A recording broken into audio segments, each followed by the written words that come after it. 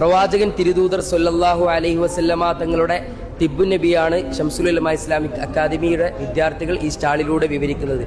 അങ്ങനെ ഓരോ നബിമാർക്കും അവരുടേതായിട്ടുള്ള ചികിത്സാ രീതി ഉണ്ടായിരുന്നു.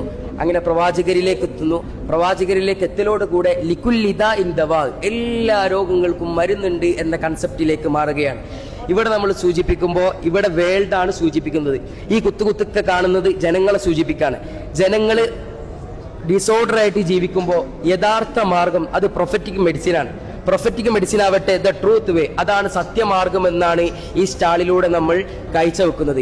ഒരു മനുഷ്യനെ സംബന്ധിച്ചിടത്തോളം ഏറ്റവും പ്രധാനപ്പെട്ട ഘടകം ആ മനുഷ്യനെ സംബന്ധിച്ചിടത്തോളം അവന്റെ ജീവിതത്തിൽ കൺട്രോളാണ്, ബാലൻസ് ആണ്, മിതത്വമാണ്.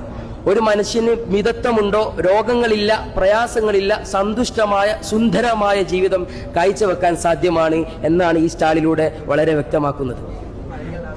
ഇനി ഇവിടെ വരുമ്പോൾ ഇന്നത്തെ കാലോചിതമായ സാഹചര്യത്തിൽ ഈ തിബ്ബുൻ നബിയുടെ പ്രാധാന്യം എന്താണെന്ന് ഈ ഒരു ആമുഖത്തിലൂടെ വ്യക്തമാക്കുന്നു. ഇവിടെ നമ്മൾ നോക്കുകയാണെങ്കിൽ തിബ്ബുൻ നബിയുടെ വിഷയത്തിൽ വന്ന ഹദീസുകളാണ്. ഇപ്പതാ ഫിൽ ഹബ്ബത്തി സൗദാ ശിഫാഉം മിൻ കുല്ലി ദാ ഇല്ല സാം, മരണമൊഴികെയുള്ള എല്ലാ രോഗങ്ങൾക്കും ഈ കരിഞ്ചീരകത്തിൽ ശിഫ ഉണ്ട് എന്ന് ഖാല റസൂലുള്ളാഹി സ്വല്ലല്ലാഹു അലൈഹി വസല്ലമ തങ്ങൾ സ്വഹീഹുൽ ബുഖാരിയിലൂടെ വ്യക്തമാക്കുന്നു. ഇതാ നബി തങ്ങൾ പറഞ്ഞതാണ്, നിങ്ങൾ മിസ്വാക്ക് ചെയ്യുമ്പോൾ അറാക്ക് കൊണ്ട് മിസ്വാക്ക് ചെയ്യലാണ് ഏറ്റവും അഫ്ദൽ എന്ന്. ഇതിന്റെ പ്രാധാന്യം എന്താ? ഫ്ലോറൈഡ് ആൻഡ് സിലിക്ക, മോണവീക്കം ഉണ്ടാവില്ല, പല്ലുവേദന ഉണ്ടാവില്ല, അങ്ങനെ വായ സംബന്ധമായിട്ടുള്ള എല്ലാ കാര്യങ്ങൾക്കും ഈ അറാക്ക് ഒരു ഔഷധമാണ്. അതുകൊണ്ട് പ്രവാചകൻ പറഞ്ഞു നിങ്ങൾ അറാക്ക് ഉപയോഗിക്കണം, അതാണ് ഏറ്റവും അഫ്ദൽ എന്ന്.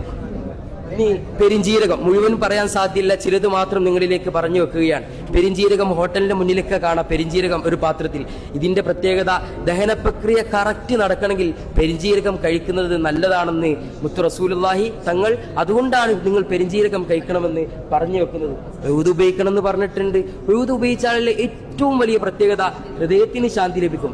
ഒരു മനുഷ്യനെ സംബന്ധിച്ചിടത്തോളം അവന്റെ ഹൃദയത്തിൽ ശാന്തി ലഭിച്ചാൽ അവൻ മൊത്തത്തിൽ പെർഫെക്റ്റ് ആവും എന്നാണ്. ഇങ്ങനെ തുടങ്ങി ഓരോ മരുന്നുകൾക്കും അതിൻ്റെതായിട്ടുള്ള പ്രാധാന്യമുണ്ട്.